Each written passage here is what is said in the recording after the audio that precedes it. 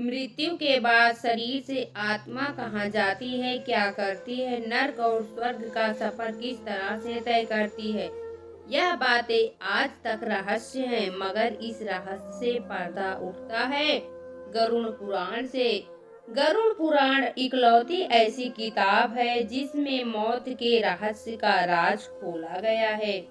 आपको यह जानकर हैरानी होगी कि आत्मा 15,84,000 किलोमीटर दूरी तय करके यमलोक पहुंचती है। यह यात्रा 47वें दिन खत्म होती है। इन 47वें दिनों तक आत्मा तमाम यातनाएं झेलती है। सनातन धर्म में मृत्यु होने के बाद आत्मा के स्वर्ग गमन या नर्क गमन की मान्यता है। शास्त्रानुसार जो व्यक्ति सुकर्म करता है वह स्वर्ग गमन करता है, जबकि जो व्यक्ति कुकर्म करता है वो नर्क गमन करता है। शास्त्र अनुसार मृत्यु उपरांत आत्मा को सर्वप्रथम यमलोक ले जाते हैं। इस यमलोक की यात्रा मृत्यु के बाद 47 दिन में खत्म होती है। इसके लिए आत्मा को कई लाख किलोमीटर चलना पड़ता है। यमलोक में यमराज आत्मा के पाप पुण्य के आधार पर आत्मा की स्थिति तय है।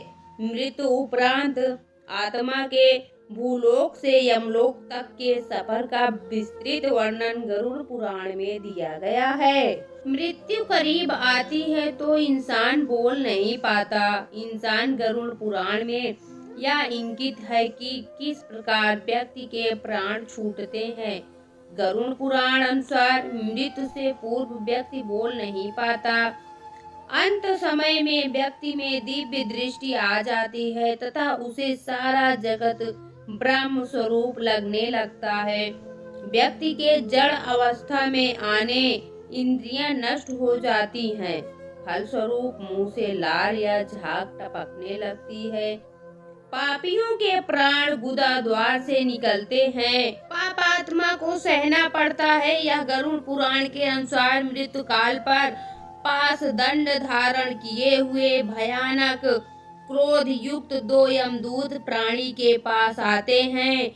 यमदूतों को देखकर प्राणी का भय के कारण मल मूत्र निकल जाता है। यमदूत पापात्मा के गले में पास बांधकर उसे यमलोक ले जाते हैं। पापात्मा को रास्ते में यमदूत भयभीत करते हैं, नर्क की यातनाओं के बारे में बताते हैं। ऐसी बातें सुनकर पापात्मा रोदन करने लगती है। इस समय दुखी पापात्मा अपने पाप कर्मों को याद करता हुआ आगे बढ़ता है। पापात्मा के भूख प्यास से व्याकुल होने पर यमदूत उसकी पीठ पर चाबुक मारते हुए उसे आगे ढकेलते हैं। पापात्मा कई बार गिरकर बेसुध हो जाती है, परंतु यमदूत निरंतर पापात्मा को यातनाएं देते हुए अंधकारमय मार्ग से यमलोक की ओर ढकेलते हैं। यमलोक 99,000 योजन अर्थात 15,84,000 किलोमीटर दूर है। गरुड़ पुराण अनुसार पापात्मा के यमलोक पहुंचने पर तथा यमदूतों की यातना सहने के पश्चात यमराज की आज्ञा अनुसार पापात्मा को पुनः उसके घर छोड़ दिया जाता है। घर लौटकर पापात्मा पुनः शरीर में प्रवेश करने की चेष्टा करती है, परंतु यमपाश से बंधी होने के कारण वह भूख प्यास बस रोती है। अंत समय में परिवार द्वारा किए गए पिंडदान से पापात्मा की तृप्ति नहीं होती, अतः भूख प्यास से बेचैन होकर पापात्मा पुनः यमलोक लौटती है।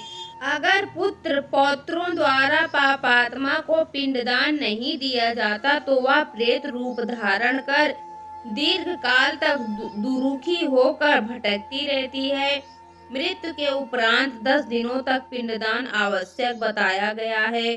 10वें दिन तक पिंडदान के 4 भाग होते हैं। पिंडदान के 2 भाग मृत देह को प्रकट होते हैं, तीसरा हिस्सा यमदूत को प्राप्त होता है तथा चौथा हिस्सा पापात्मा रूपी प्रेत का। ग्रास बनता है। मृत शरीर के अंतिम संस्कार उपरांत पिंडदान से प्रेत को हाथ के बराबर शरीर प्राप्त होता है। गरुड़ पुराण के अनुसार प्रेत को पहले दिन के पिंडदान से सिर, दूसरे दिन से गर्दन व कंधे, तीसरे दिन के पिंडदान से हृदय, चौथे दिन के पिंडदान से पीठ, पांचवें दिन के पिंडदान से नाभि, छठे व सातवें दिन के पिंडदान से कमर व नीचे का भाग, आठवें दिन के पिंडदान से पैर, नवें दिन के पिंडदान से प्रेत का शरीर बनता है। 10वें दिन के पिंडदान से उस शरीर को चलने की शक्ति प्राप्त होती है तथा प्रेत की भूख प्यास उत्पन्न होती है। पिंड शरीर धारण कर भूख प्यास से व्याकुल प्रेत रूप में 11वें व 12वें दिन का भोजन करता है। 13वें दिन यमदूत प्रेत को बंदर की तरह पकड़ लेते हैं। बैतरणी नदी से यमलोक के 86,000 योजन के सफर पर प्रेत प्रतिदिन 200 योजन चलता हुआ 47वें दिन यमलोक पहुंचता है। यदि आपको यह स्टोरी पसंद आए तो प्लीज वीडियो को लाइक करें, शेयर करें और चैनल को सब्सक्राइब करना न भूलें। वीडियो देखने के लिए बहुत धन्यवाद।